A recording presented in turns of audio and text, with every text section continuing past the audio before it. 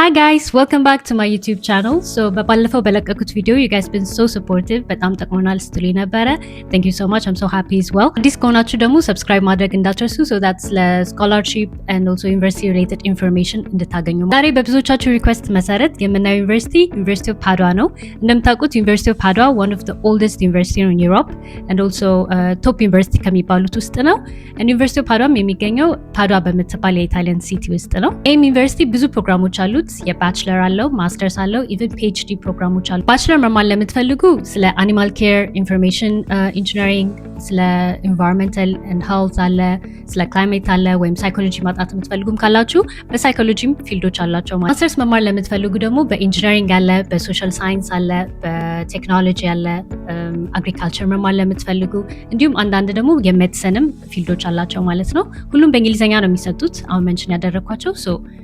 የፈለጋችሁትን ፊልድ መምረጥ ትችላላችሁ። ፒኤችዲ መማር ለምትፈልጉ ደግሞ አኒማል ኤንድ ፉድ ሳይንስ አለ፣ ቴክኖሎጂ ኤንድ ኢንጂነሪንግ፣ ኢኮኖሚክስ አለላችሁ፣ ሳይኮሎጂ አለ።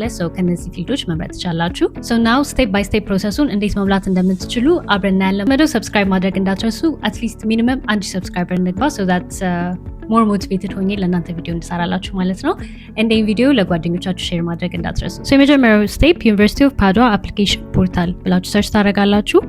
እንደዚህ ፔጅ ሲመጣላችሁ ዩኒቨርሲቲ ኦፍ ፓዱዋ አፕላይ ኦንላይን የሚለውን ትነካላችሁ ማለት ነው። ከዛ ዌብሳይቱ ይመጣላችኋል።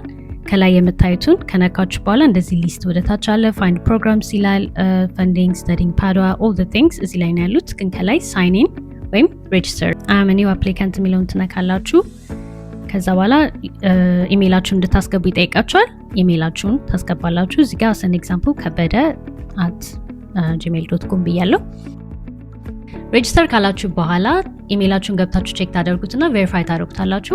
ቬሪፋይ ካደረጋችሁ በኋላ ቅድም ያየነው ሳይት ላይ ተመልሳችሁ ትመጡና ሎጊን ማድረግ ነው። ሎጊን ስትሉት ይሄ ፔጅ ይመጣላችኋል። ከዛ ሮል ያደረጋችሁ ክፍት የሆነውን አፕሊኬሽን ማየት ነው እና ደግሞ በተጨማሪ ላንጉጁን ማየት እንዳትረሱ ቢካዝ ኢታሊያን አለ፣ በእንግሊሽ አለ። ባችለር ማስተርስ የምትፈልጉትን መምረጥ ነው። እዚህ ላይ እንግሊሽ ብቻ ብያለሁ። ከዛ ፋይንድ ፕሮግራም ትሉታላችሁ ማለት ነው።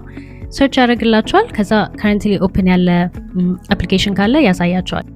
ወደ ታች ስክሮል እያደረጋችሁ አፕሊኬሽን ዴድላይኑን እያያችሁ አሰን ኤግዛምፕል እዚህ ላይ አካውንቲንግ ፋይናንስ አለ፣ በእንግሊሽ ነው የሚሰጠው።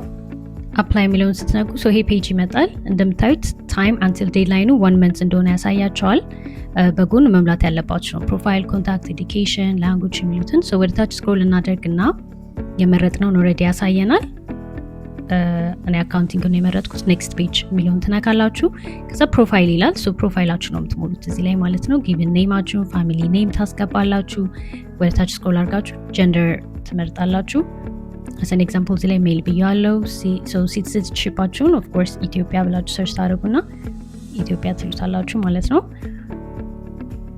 ከዛ ካንትሪ ኦፍ ሬዚደንስ አሁንም ስቲል ኢትዮጵያ ብላችሁ ሰርች በማድረግ ኢትዮጵያ ትሉታላችሁ። ይሄንን ከሞላችሁ በኋላ በጎን ደግሞ ፓስፖርት ነምበር ይጠይቃል። ከላይ መጀመሪያ አይደንቲቲ ዶክመንታችሁን ፓስፖርት ትሉታላችሁ። ከዛ ፓስፖርት ነምበራችሁን ታስገባላችሁ።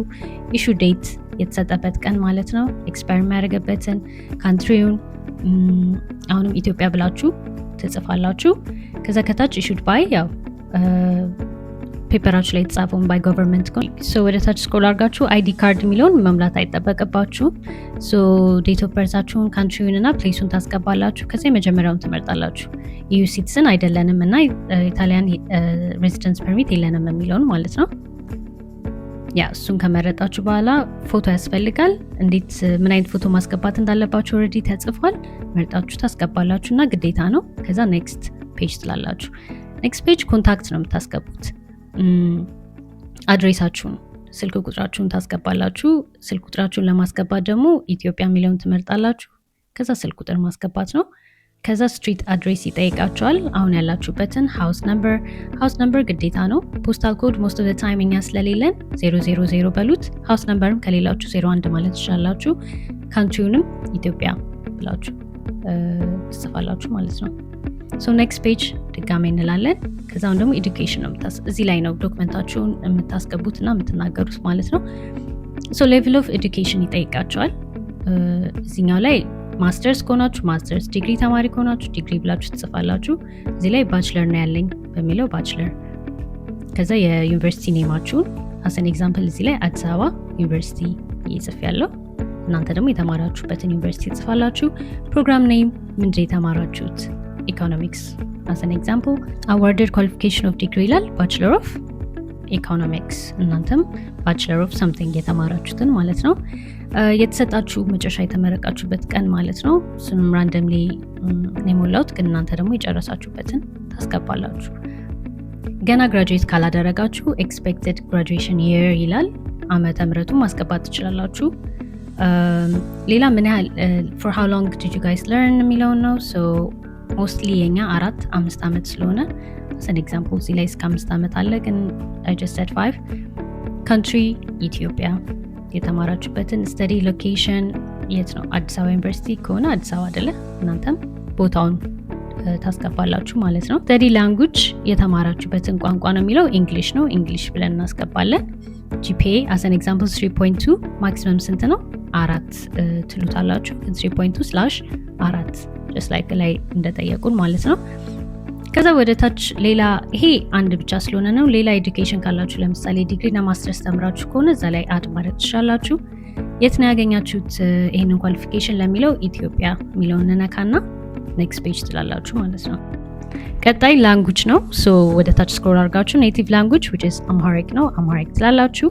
አዲስ ኒው ኢንሰርት ኒው ላንጉጅ ትሉና እንግሊሽ ትመርጣላችሁ ማለት ነው። ሌላም የምታውቁት ላንጉጅ ካለ እዚህ ላይ አድ ማድረግ ትችላላችሁ። ሶ as an example እዚህ ላይ B2 ብያለሁ because የምታስገቡት ፔፐር ማተር ስለሚያደርግ ከዛ በላይ ከሆነ ያላችሁ ካልሆነ እዚህ ጋር ሰርቲፊኬታችሁ ምረጡ ይላል። ከሌላችሁ ኖ ላንጉጅ ሰርቲፊኬት በሉት it's okay።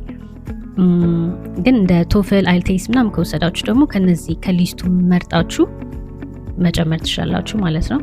ስኮሩንም ይጠይቃል እንዳልኳችሁ ከተፈተናችሁ ስኮሩንም ማስገባት ትችላላችሁ ማለት ነው። ሶ ከላይ የጻፉትን ዶክመንት ማንበብ ይኖርባችኋል። so it says if you do not have a certificate at the time of application or if you meet the criteria for exemption from providing an official language certificate you don't need to indicate any information related to language certificate ይላል ማለት ነው። so ማስፈልጋችሁ ከሆነ እዚህ ላይ መተው ትችላላችሁ። so next page እንላለን። ቀጣይ ደግሞ ዶክመንታችሁን አፕሎድ የምታደርጉበት ፔጅ ነው።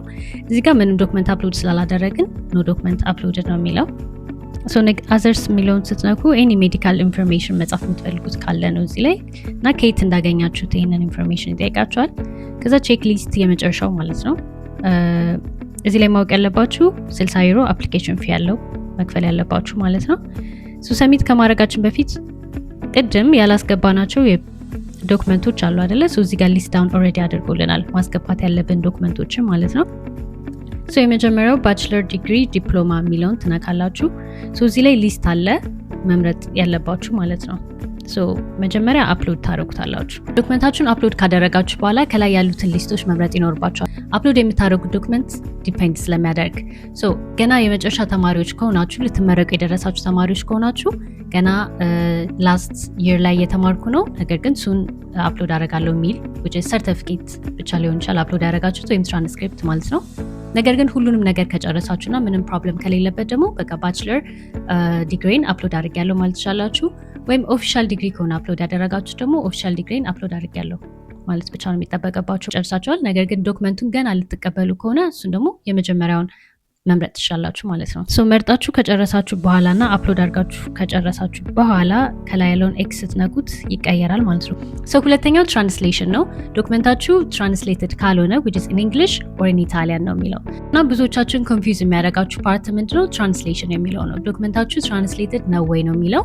ሶ ትራንስሌሽን የሚጠይቁት የተማራችሁት በእንግሊዝኛ ካልሆነ ብቻ ነው።